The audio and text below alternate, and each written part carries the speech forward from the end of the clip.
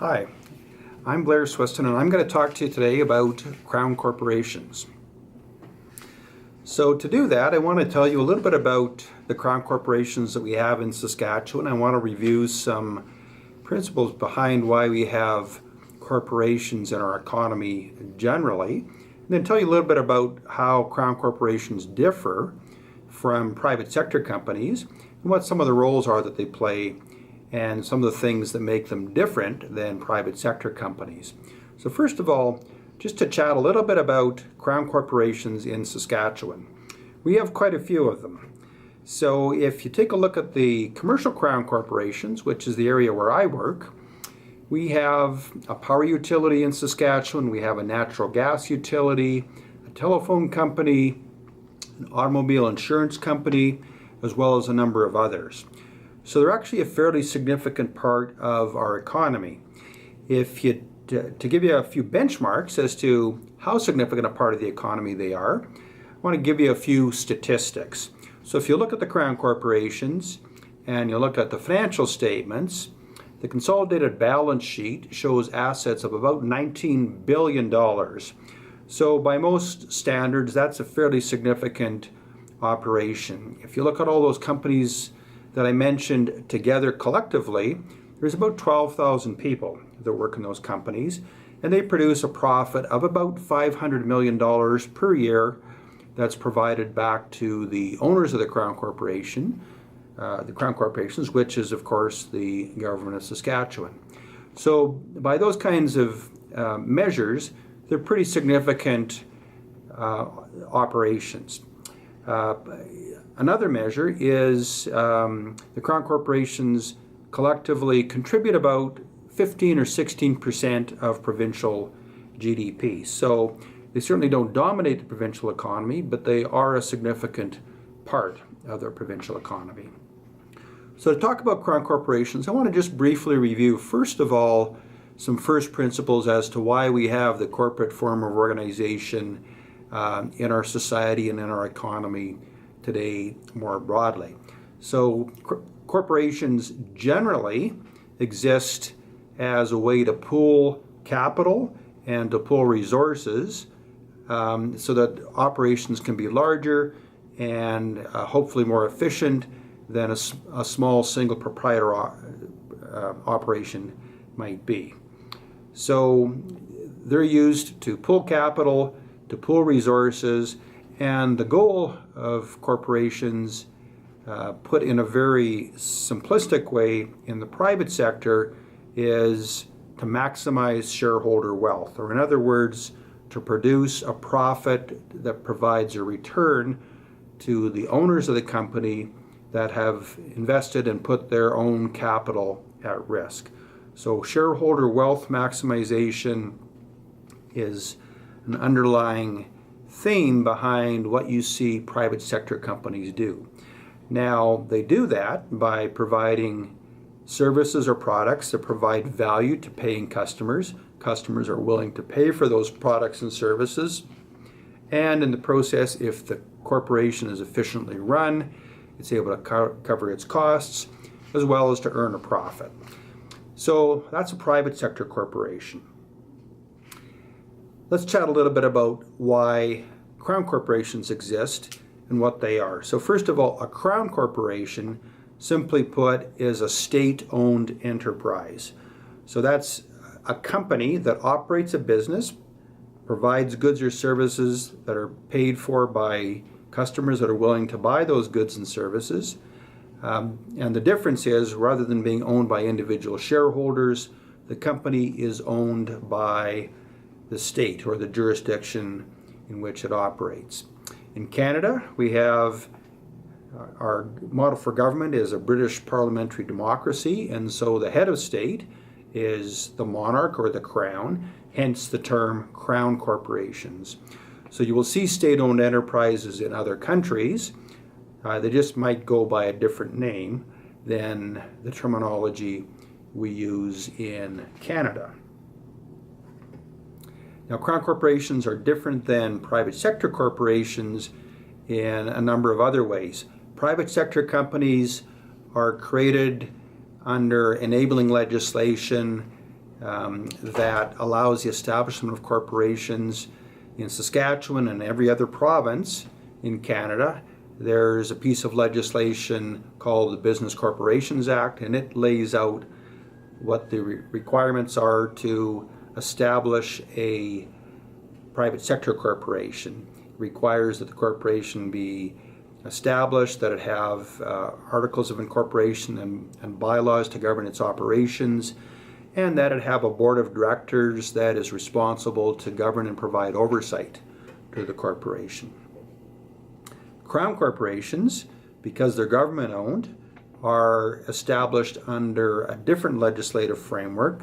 There will be a specific piece of enabling legislation that will be passed by the jurisdiction in question, and that enabling legislation lays out what the aims and the purposes of the Crown Corporation would be.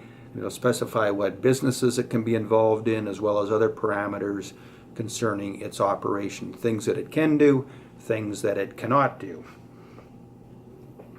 So that enabling legislation is quite comparable in some ways to the corporate bylaws that would govern and provide oversight to the operation of a private sector corporation. So what is the role of Crown corporations in our economy? Well, they've been established for a variety of different purposes over the years, and I want to just review what some of the broad overarching principles are that have led to the creation of Crown corporations in Canada as well as in Saskatchewan more particularly. So they're created for a variety of reasons. One of them is that some businesses are essentially natural monopolies. A good example of this would typically be considered to be something like the electricity system in the province. So it's more efficient to have one set of electricity generating plants, one set of transmission lines to move the electricity around the province from the places where it's generated to the end customers, as opposed to having duplicate systems operating by competing companies in the same industry, which duplicates the investment in assets and is generally less efficient, and at the end of the day would probably result in higher prices to the end customers. So in some cases it makes sense to have one service provider providing all those services, and that is the most efficient way of providing those services, a natural monopoly. Another reason why Crown corporations have been created in the past is as a way of nation building. So if you look back in Canada's history, when Canada was being expanded from the original 4 founding provinces and other provinces came to become part of Confederation, there was a need to connect the country, and so the Canadian Pacific Railway was initially struck to create a transportation link across the country, and then the federal government created the Canadian National Railway as a Crown corporation. So that's currently known as CNR. It's since been privatized, but it was originally established to help in that nation building process. It was a way to provide another transportation link across the country that helped to connect the country as part of nation building. So that can be a second reason why Crown corporations are created. A third reason why Crown corporations are often created is to provide universal access to essential services. And Saskatchewan is a great example of a jurisdiction where that's been an important reason behind the creation of Crown corporations that we have in the province today. We have a relatively large province geographically with a very small population. So today we have about 1.1 million people in the province. Historically, it has tended to hover around only 1 million people spread out in a pretty large service territory. That's not necessarily a very attractive business opportunity for a profit-driven private sector company. Not very many customers, spread out over a very large area. So historically, Saskatchewan was not an attractive market for some of those private sector companies to come to. So to ensure that the population and the residents of the province received service, various governments over the years established Crown corporations with a view to ensuring that those services would be established throughout the province and provide services like electricity, like telecommunications, and so on and so forth in areas that might not otherwise be served by the private sector. Another reason why Crown corporations are sometimes established is to regulate an industry. Government chooses to create a Crown corporation to control the manner in which an industry might operate for the public good. So an example of a Crown corporation established for regulatory purposes might be liquor retailing in Saskatchewan. Many of the liquor stores in the province have historically been owned by the government, and it's been with a view to ensuring that there's adequate oversight and control over the sale of a good where the government of the day determines that it's important to have that kind of control.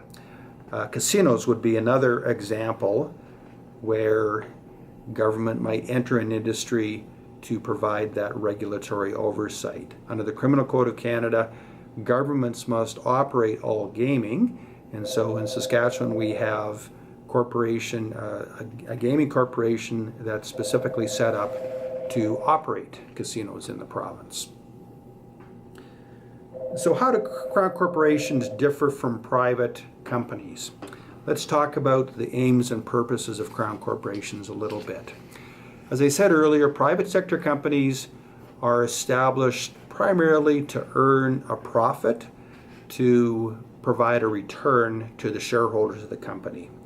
Some Crown corporations are also mandated to earn a profit, but typically they also have other objectives as well that I would refer to broadly as public policy objectives. Now, public policy objectives are those which a Crown corporation might be mandated to do, and typically would be objectives that would involve undertaking activities, perhaps providing services or providing pricing at levels that the private sector might not be prepared to. So it gets back to that notion of perhaps providing services at an affordable price to customers, or providing services where they might not otherwise be available if offered by the private sector. So those public policy objectives almost by definition involve doing something that a private sector company would not otherwise do when driven strictly by the profit motive. Here's a couple of examples of public policy objectives. In Saskatchewan, one of our Crown corporations, SGI, operates a fund that provides compulsory vehicle insurance. Now that vehicle insurance is provided on a break-even basis. So the mandate of that fund is to provide insurance to everybody that provides basic vehicle insurance to everybody that drives the vehicle in the province, and to charge only the cost of providing that service without any profit markup. So that provides a benefit to the users of that service because they're getting the service provided at a lower cost because there's no profit component added into the price that consumers pay. So consumers benefit by having an operation that's mandated to operate on a break-even basis only. A second thing that it does is the vehicle insurance is provided on a basis that's intended to provide insurance at reasonable prices to all categories of customers. So in general, customers are charged the full price of providing a service. Some customers are more expensive to provide service to, and therefore the prices they would pay would typically be higher, and others would be less. With vehicle insurance, Think of the example of a single male driver under the age of 25. Insurance companies know that those drivers statistically are more prone to be involved in vehicle collisions due to driving habits, and there's empirical evidence that shows that that's the case. Accordingly, that group has a class of customer would ordinarily be expected to be charged higher prices. And in fact, if you were to look, say, next door in Alberta or some other provinces where vehicle insurance is provided by private sector insurance companies, that is in fact the way the insurance is priced. And that type of customer might pay 2 or perhaps 3 times as much as they would in Saskatchewan.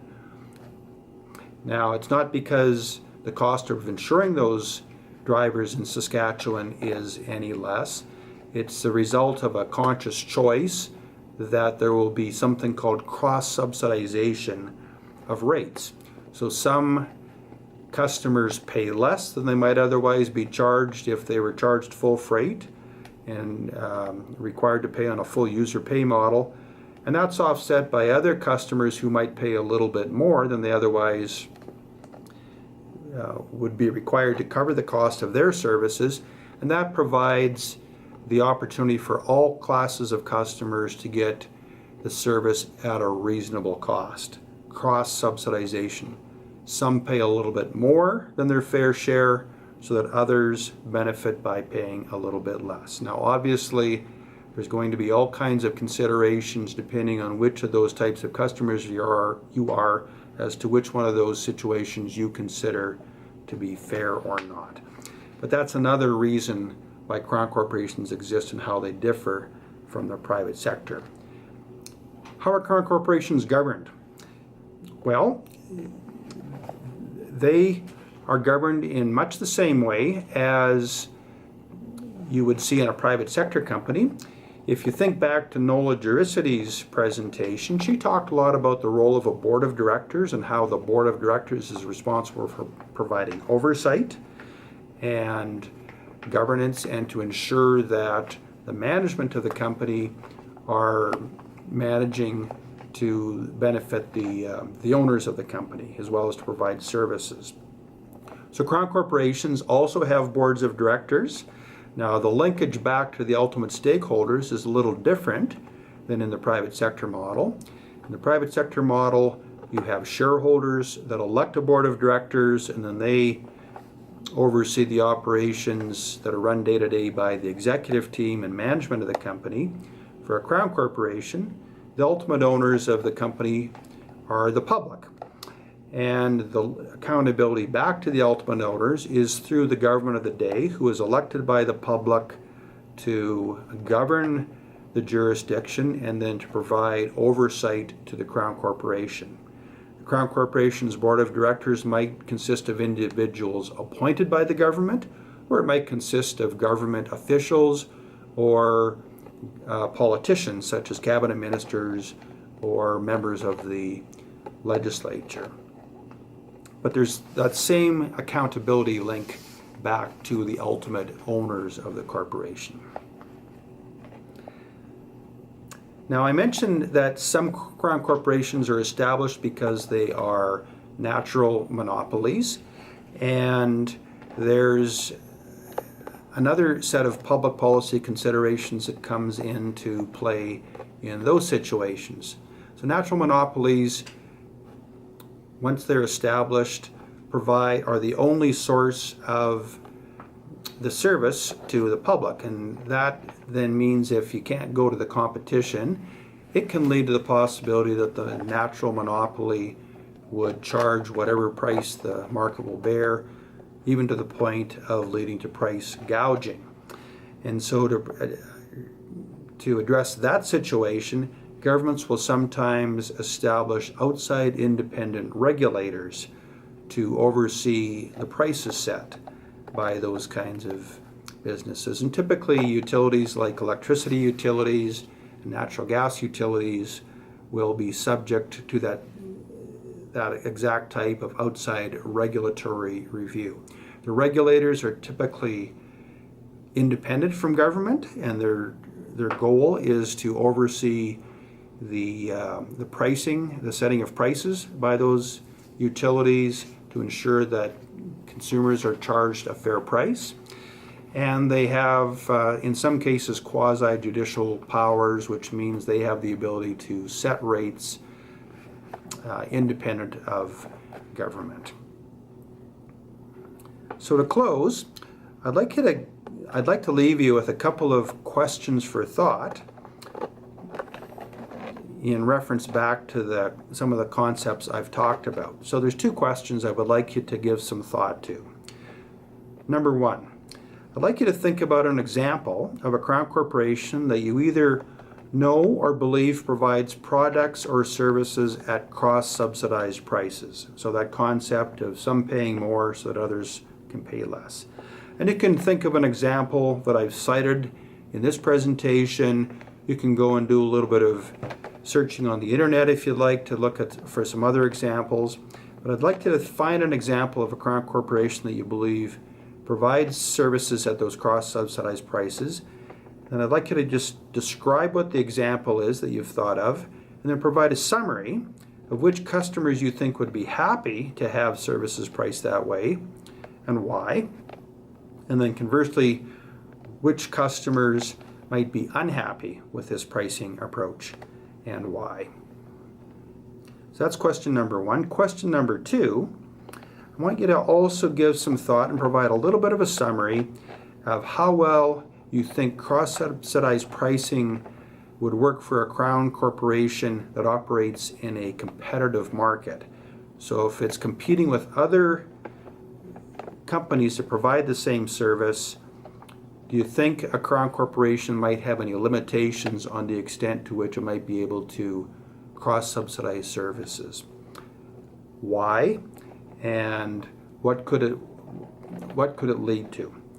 So that's it for my presentation. I'd like you to give those questions some thought, and then they will be posted for some comment in the forums for the class. Thank you very much.